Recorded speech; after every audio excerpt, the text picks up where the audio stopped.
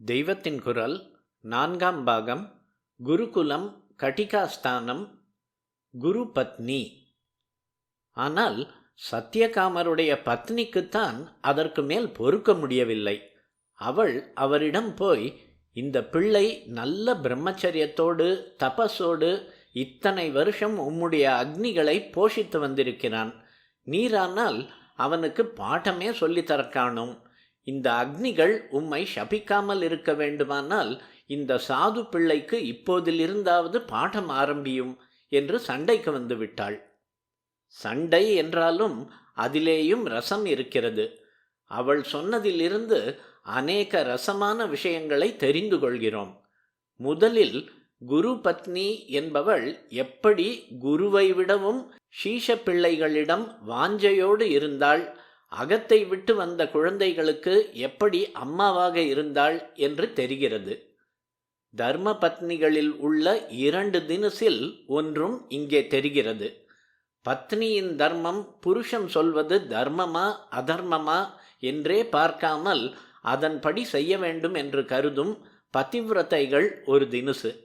நளாயினி இப்படித்தான் அழுகி சொட்டும் புருஷனை அவனுடைய இச்சா பூர்த்திக்காக தகாத இடத்துக்கு தூக்கி கொண்டு போனாள்.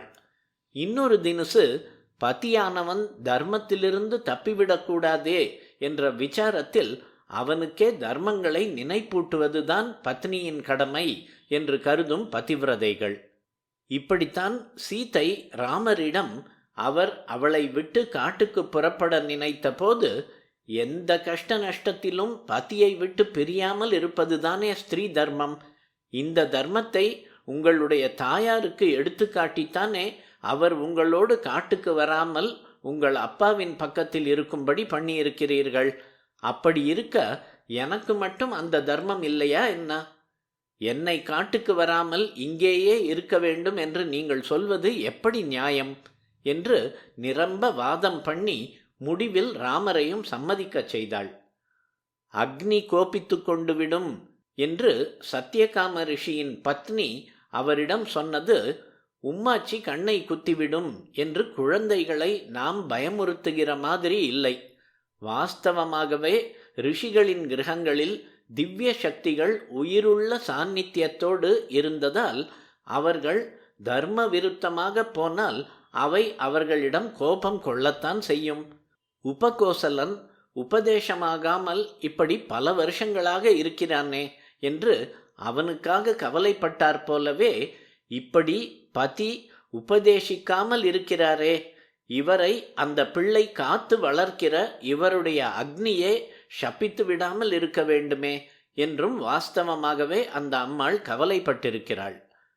அக்னிகள் அந்த ஆசிரமத்தில் ரொம்பவும் ஜீவசக்தியோடு சாநித்தியமாகத்தான் இருந்தன என்பதும் மேலே போகிற கதையில் தெரிகிறது. அவள் அப்படி சொல்லியும் ரிஷி பாட்டுக்கு இன்னும் சோதித்து பார்ப்போம் என்கிறார் போல் வெளியே போய்விட்டார்.